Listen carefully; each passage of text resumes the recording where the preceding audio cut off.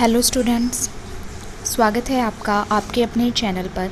I am पूजा और आज हमारे डिस्कशन का टॉपिक है नेचर ऑफ पॉलिटिकल साइंस। इससे पहले वाली वीडियो में हमने पॉलिटिकल साइंस के मीनिंग, डेफिनेशन और स्कोप्स के बारे में जाना था। तो इस वीडियो में हम इसके नेचर के बारे में डिस्कस करेंगे कि क्या राजनीतिक विज्ञान एक विज्ञान है या फिर राजनीतिक विज्ञान एक कला है। तो सबसे पहले हम देखते हैं राजनीतिक विज्ञान विज्ञान है। हमारे अध्ययन के विषय को राजनीतिक विज्ञान नाम से संबोधित किया जाता है, लेकिन इस विषय को विज्ञान मानने के विषय में राजनीतिक विज्ञान के विद्वानों में बहुत मतभेद पाया जाता है। एक और तो Buckle, Comte, Maitland, Amos, Beard, Catlin, Mosca, बर्ग आदि विद्वान हैं जो कि राजनीतिक विज्ञान को विज्ञान के रूप में स्वीकार नहीं करते हैं। तो दूसरी ओर है अरस्तु, इसे सर्वोच्च विज्ञान मानते हैं, और बर्नार्ड शो इसे मानवीय सभ्यता को सुरक्षित रख सकने वाला विज्ञान कहते हैं। अरस्तु के अतिरिक्त बोंदा, Hobbes, Montesquieu, Bryce, Bluntschli, doctor Finer, Laski आदि अन्य विद्वान भी इसे विज्ञान के रूप में स्वीकार करते हैं। राजनीतिक विज्ञान की वैज्ञानिकता के विरुद्ध में तर्क।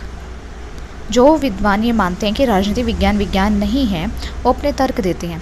सबसे पहला तर्क देते हैं सर्वमान्य तथ्यों का अभाव। राजनीतिक विज्ञान में गणित के 2 और 2 4 या भौतिक विज्ञान के गुरुत्वाकर्षण के नियम की भांति ऐसे तथ्यों का अभाव है जिस पर सभी विद्वान सहमत हों। यदि एक और आदर्शवादी राज्य की सर्वोच्च सत्ता का प्रतिपादन करते हैं तो दूसरी ओर अराजकतावादी हैं जो कि राज्य की अनावश्यकता का प्रतिपादन करते हैं। बेंजामिन फ्रैंकलिन और C.J. लोस्की जैसे विद्वान हैं जो एक सदनात्मक विधानपालिका के समर्थक हैं, तो दूसरी ओर लैकी, सिज्विक, ब्लंचली आदि विद्वान एक सदनात्मक विधानपालिका के विरोधी हैं। अन्य बातों के संबंध में भी इसी प्रकार के मतभेद पाए जाते हैं। कहने का अर्थ है कि सर्वमान्य सिद्धांत जो है उनका अभाव पाया जाता है, इसलिए राजनीतिक विज्ञान एक विज्ञान नहीं है। दूसरा तर्क है कार्य और कारण में निश्चित संबंध का अभाव। भौतिक विज्ञान और रसायन विज्ञान में कार्य और कारण में निश्चित संबंध पाया जाता है, लेकिन राजनीतिक क्षेत्र में घटित होने वाली घटनाएं अनेक कारणों का परिणाम होती हैं, और क्रिया प्रतिक्रिया के इस चक्र में घटना किन कारणों के परिणाम स्वरूप हुई है ये कहना बहुत कठिन हो जाता है। 1917 की सोवियत क्रांति साम्यवादी विचारधारा के परिणाम स्वरूप हुई या फिर उस समय के विशेष अंतर्राष्ट्रीय वातावरण के कारण हुई, इस संबंध में निश्चित रूप से कुछ भी नहीं कहा जा सकता। इसलिए कार्य और कारण में निश्चित संबंध के अभाव के कारण राजनीतिक विज्ञान को विज्ञान नहीं कहा जा सकता। तीसरा तर्क है पर्यवेक्षण और परीक्षण का अभाव। पदार्थ विज्ञानों में एक प्रयोगशाला में बैठकर यंत्रों की सहायता से मनचाहे प्रयोग कर सकते हैं, लेकिन राजनीतिक विज्ञान में इस प्रकार के परीक्षण संभव ही नहीं है, क्योंकि राजनीतिक विज्ञान के अध्ययन विषय मानव के क्रियाकलाप, और मानव के क्रियाकलाप हमारे नियंत्रण में नहीं है। इसलिए परीक्षण का अभाव पाए जाने के कारण राजनीतिक विज्ञान को विज्ञान नहीं कहा जा सकता। चौथा तर्क है मानव स्वभाव की परिवर्तनशीलता। प्राकृतिक विज्ञानों के जो अध्ययन है वो विषय निर्जीव होते हैं, लेकिन राजनीतिक विज्ञान का अध्ययन विषय मानव है, और मानव एक जीवित प्राणी है और उसमें चेतना है। अलग अलग व्यक्तियों के स्वभाव में भी अंतर होता है, और एक समान परिस्थितियों में रहने वाले व्यक्ति भी अलग अलग प्रकार से व्यवहार कर सकते हैं। ऐसी स्थिति में राजनीतिक विज्ञान जो कि मनुष्य और उससे संबंधित संस्थाओं का अध्ययन करता है, प्राकृतिक विज्ञान की तरह हो ही नहीं सकता। इसलिए मानव स्वभाव की परिवर्तनशीलता के कारण राजनीतिक विज्ञान को विज्ञान नहीं माना जा सकता। पांचवा तर्क है अचूक माप की कमी। माप विज्ञान की एक विशेषता है, लेकिन राजनीतिक विज्ञान में शुद्ध माप संभव नहीं है। मनुष्यों का आवेग, उत्तेजना, भावना, अभिलाषा, क्रोध, प्रेम आदि राजनीति को प्रभावित करने वाले तत्व अस्पष्ट और अदृश्य हैं, जिन्हें ताप या गैस के दबाव की भांति मापा नहीं जा सकता। इसलिए शुद्ध माप की कमी के कारण भी राजनीतिक विज्ञान को विज्ञान नहीं माना जा सकता। छठा तर्क है भविष्यवाणी की क्षमता का अभाव। पदार्थ विज्ञान के नियम निश्चित होने के कारण किसी भी विषय के संबंध में भविष्यवाणी की जा सकती है, जैसे कि यह सही से बताया जा सकता है कि किस दिन और किस समय चंद्र ग्रहण लगेगा और सूर्य ग्रहण लगेगा। लेकिन राजनीतिक विज्ञान में यह नहीं बताया जा सकता कि किस निश्चित विचार का जनता पर क्या प्रभाव पड़ेगा या चुनाव में किस पक्ष को विजय प्राप्त होगी। राजनीति में भविष्यवाणी करना एक मूर्खता है, क्योंकि राजनीति विज्ञान का विषय मानव है और उसका स्वभाव बदलता रहता है। इसलिए भविष्यवाणी की क्षमता के अभाव के कारण भी राजनीतिक विज्ञान को विज्ञान नहीं कहा जा सकता। सातवां तर्क है परिभाषा, शब्दावली और अध्ययन पद्धतियों के संबंध में भिन्नता। विज्ञान की एक विशेषता मानी जाती है कि उसमें परिभाषा, शब्दावली, अध्ययन पद्धतियों के संबंध में निश्चितता और एकमतता होती है, लेकिन हमारे अध्ययन विषय के संबंध में स्थिति विपरीत ही है। स्वयं इस विषय के नाम के संबंध में भी भिन्नता है। और राजनीति विज्ञान की उतनी ही परिभाषाएं हैं जितने किसके लेखक हैं। इस विषय के अंतर्गत लोकतंत्र और समाजवादी जैसी अनेक बहुअर्थी धारणाएं भी हैं। इसलिए किसी एक निश्चित परिभाषा और शब्दावली अध्ययन पद्धति के संबंध में भिन्नता पाए जाने के कारण राजनीति विज्ञान को विज्ञान नहीं कहा जा सकता। 8वां तर्क है, अध्ययन विषय आत्मपरक है, वस्तुपरक नहीं है। विज्ञान वस्तुपरक होता है और इसकी अध्ययन वस्तु निर्जीव होती है। निर्जीव वस्तुएं होती हैं जिसके कारण वैज्ञानिक मानवीय भावनाओं से दूर रहते हुए तटस्थता के साथ इस अध्ययन में संलग्न रह सकते हैं। लेकिन राजनीति विज्ञान के अध्ययन में वस्तुपरक दृष्टिकोण अपनाना अर्थात अध्ययन में तटस्थ रहना बहुत ही मुश्किल है। चाहे कश्मीर का प्रश्न हो या महाशक्तियों के शीत युद्ध का प्रश्न, राजनीतिक विषयों का अध्ययन पदार्थ विज्ञानों की भांति वैज्ञानिक रूप नहीं ले सकता। इसलिए राजनीति विज्ञान को विज्ञान नहीं कहा जा सकता। लेकिन जो विद्वान ये मानते हैं कि राजनीति विज्ञान एक विज्ञान है, वे भी कुछ तर्क देते हैं। तो उनमें सबसे पहला तर्क ये दिया गया कि राजनीति विज्ञान का ज्ञान क्रमबद्ध और व्यवस्थित है। विज्ञान का सबसे पहला गुण यही होता है कि उसका समस्त ज्ञान क्रमबद्ध रूप में होना चाहिए। यह लक्षण राजनीति विज्ञान में पूरे तौर पर विद्यमान है। राजनीति विज्ञान राज्य, सरकार, अन्य राजनीतिक संस्थाओं, धारणाओं और विचारों का ज्ञान प्रस्तुत करता है। उदाहरण के लिए राजनीति विज्ञान में राज्य के भूतकालीन स्वरूप के आधार पर ही वर्तमानकालीन स्वरूप का अध्ययन किया जाता है। पास्ट में जो हो चुका होता है उसी को आधार मानकर हम प्रेजेंट में अध्ययन करते हैं। विषय के अंतर्गत पाए जाने वाले क्रमबद्ध और व्यवस्थित अध्ययन के ये निश्चित प्रमाण है। इसलिए राजनीति विज्ञान का ज्ञान क्रमबद्ध और व्यवस्थित होने के कारण राजनीति विज्ञान को विज्ञान कहा जा सकता है। दूसरा तर्क है, अध्ययन सामग्री की प्रकृति में स्थायित्व और एकरूपता। अध्ययन सामग्री के आधार पर भी राजनीति विज्ञान को विज्ञान मानने से इनकार नहीं कर सकते, क्योंकि इसकी अध्ययन सामग्री में कुछ सीमा तक स्थायित्व और एकरूपता विद्यमान है। यद्यपि मानव व्यवहार में जड़ पदार्थ जैसी एकरूपता नहीं पाई जाती, फिर भी ये कहा जा सकता है कि कुछ विशेष परिस्थितियों में मनुष्य का राजनीतिक आचरण एक निश्चित प्रकार का ही होगा। थर्ड है, सर्वमान्य तथ्य। राजनीति विज्ञान में कुछ सर्वमान्य तथ्य होते हैं।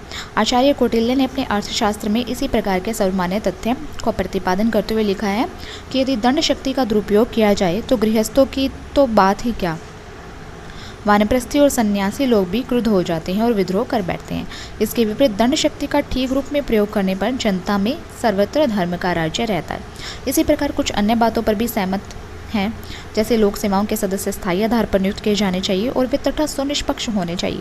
न्यायपालिका स्वतंत्र और निष्पक्ष होनी चाहिए। असमानता, जातिवाद, निरक्षरता और अत्यधिक निर्धनता लोकतंत्र के लिए बुरी है। तो इस प्रकार कुछ सर्वमान्य तथ्य स्थापित किए गए हैं राजनीति विज्ञान में। इनके कारण राजनीतिक विज्ञान को विज्ञान कहा जा सकता है। नेक्स्ट है, कार्य और कारण में पारस्परिक संबंध है। कार्य और कारण के पारस्परिक संबंध के विषय में की गई आपत्ति भी विशेष महत्व नहीं रखती है। इसमें संदेह नहीं है कि पदार्थ विज्ञानों की तरह राजनीति विज्ञान में कारण और कार्य में प्रत्यक्ष संबंध स्थापित नहीं किया जा सकता है, लेकिन फिर भी विशेष घटनाओं के अध्ययन से कुछ सामान्य परिणाम तो निकाले ही जा सकते हैं। उदाहरण के लिए जनता का असंतोष, शासक वर्ग का शासित वर्ग के प्रति अपमानजनक व्यवहार करना और आर्थिक असमानता सदैव ही विद्रोह के सामान्य कारण रहे हैं। शक्तियों के विकेंद्रीकरण से जनता में सार्वजनिक क्षेत्र के प्रति रुचि उत्पन्न हो जाती है और शासकों को बिना किन्हीं प्रतिबंधों के शासन शक्ति प्रदान कर दी जाए तो वे पथभ्रष्ट हो जाते हैं। तो इस प्रकार कार्य और कारण में पारस्परिक संबंध का पाया जाना, चाहे थोड़े से रूप में पाया जाए लेकिन थोड़ा सा भी इनमें संबंध पाया जाना, राजनीति विज्ञान को विज्ञान कहलाने का दर्जा देता है। नेक्स्ट है, पर्यवेक्षण और परीक्षण संभव है। राजनीति विज्ञान में परीक्षण भी संभव है यदि इस विषय के अंतर्गत इनका रूप पदार्थ विज्ञानों से भिन्न होता है। पदार्थ विज्ञानों की तरह परीक्षण नहीं किया जा सकता, लेकिन परीक्षण किया जा सकता है।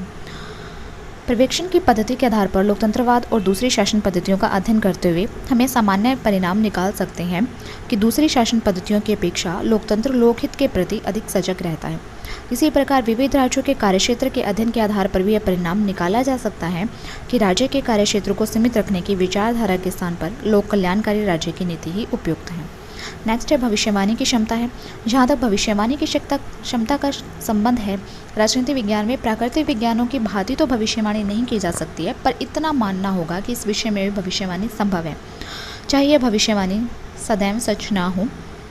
डॉक्टर फाइनर के शब्दों में, हम निश्चिततापूर्वक भविष्यवाणी नहीं कर सकते, लेकिन संभावनाएं तो व्यक्त कर ही सकते हैं। इसके अतिरिक्त यदि सही रूप में भविष्यवाणी की क्षमता ही विज्ञान की कसौटी मान ली जाए तो फिर ऋतु विज्ञान जैसे अनेक विषय भी विज्ञान नहीं कहे जा सकते, क्योंकि उनके द्वारा भी की गई भविष्यवाणियाँ अनेक बार गलत सिद्ध हो जाती हैं। कई बार ऋतु विज्ञान की जो वैज्ञानिक हैं वो ये अनुमान लगाते हैं कि उस दिन बारिश होगी, लेकिन कई बार बारिश नहीं होती है, तो उनकी भविष्यवाणियाँ भी गलत सिद्ध हो जाती हैं। तो इस प्रकार थोड़ी सी भविष्यवाणी की क्षमता होना भी राजनीति विज्ञान को विज्ञान कहलाने का दर्जा देती है। तो ये तो था कि राजनीति विज्ञान एक विज्ञान है या नहीं, उसके बारे में तर्क। अब हम देखते हैं राजनीति विज्ञान को एक कला के रूप में। कुछ व्यक्ति सोचते हैं कि कोई भी अध्ययन या तो विज्ञान की श्रेणी में आता है या फिर कला की श्रेणी में आता है, लेकिन ऐसा सोचना गलत है। विलियम एथल्सन ने ठीक ही लिखा है, विज्ञान और कला का परस्पर विरोधी होना जरूरी नहीं है। कला विज्ञान पर आधारित हो सकती है। राजनीति विज्ञान के संबंध में यह बात पूरी तरह से लागू होती है। राजनीति विज्ञान के कला होने के संबंध में विचारकों में बहुत अधिक मतभेद नहीं है। कला ऐसे ज्ञान को कहा जा सकता है जिसका उद्देश्य मानव जीवन को सुंदर बनाना हो। एक विचारक के शब्दों में सत्यम, शिवम और सुंदरम की साधना ही कला है। इस अर्थ में राजनीति विज्ञान एक कला भी है। और ब्लंटशली जैसे अनेक विचारकों का तो ये कहना है कि राजनीति से विज्ञान की अपेक्षा कला का ही अधिक बोध होता है। राज्य का संचालन किस रूप में हो, क्रियात्मक दृष्टि से वह कैसा व्यवहार करें, राजनीति में इन समस्त बातों का प्रतिपादन होता है। राजनीति विज्ञान में राज्य के भूतकालीन और वर्तमान स्वरूप का अध्ययन करने के साथ साथ राज्य के भावी आदर्शात्मक स्वरूप का भी अध्ययन किया जाता है और ये बताया जाता है कि भविष्य में राज्य और राजनीतिक संस्थाएं कैसे होने चाहिए। राजनीति विज्ञान में इस बात का प्रतिपादन किया जाता है कि विश्व शांति के हित में राष्ट्रीय राज्यों का अंत कर एक विश्व संघ की स्थापना की जानी चाहिए। एक श्रेष्ठ राज्य और सुसंस्कृत आदर्श समाज की स्थापना राजनीति विज्ञान के अध्ययन का ध्येय और लक्ष्य है। और इस दृष्टि से राजनीति विज्ञान एक उच्च कोटि की कला है जो समाज का यथार्थ चित्र भी प्रस्तुत करती है और पथ प्रदर्शन भी करती है। वर्तमान समय में मानव जीवन और राज्यों का पारंपरिक जीवन बहुत अधिक अंतर्निर्भर हो गया है और ऐसी परिस्थितियों में राजनीति विज्ञान का कला रूप ही विश्व को विनाश के गड्ढे से बचा सकता है। वस्तुतः राजनीति विज्ञान एक विज्ञान भी है और कला भी है, दोनों ही है। कैटलिन राजनीति का अर्थ विस्तार करते हुए उसे कला, दर्शन और विज्ञान तीनों मानता है। लासवेल ने भी इसे कला, विज्ञान और दर्शन का संगम कहा है। इस प्रकार हम कह सकते हैं कि राजनीति विज्ञान एक विज्ञान भी है और कला भी है। तो आज की क्लास में हमने राजनीतिक विज्ञान के बारे में, प्रकृति के बारे में जाना, इसके नेचर के बारे में जाना कि राजनीति विज्ञान एक साइंस है या फिर आर्ट है। तो इससे हमें पता चला कि राजनीति विज्ञान एक विज्ञान भी है और एक कला भी है। आज की क्लास में इतना ही। मिलते हैं नेक्स्ट क्लास में एक नए टॉपिक के साथ। अगर चैनल पर नए हैं तो चैनल को सब्सक्राइब कर लीजिए और अगर आप इस वीडियो का PDF पाना चाहते हैं तो हमारे टेलीग्राम चैनल को ज्वाइन कर लीजिए। टेलीग्राम का लिंक वीडियो के डिस्क्रिप्शन बॉक्स में दिया गया है। Thank you.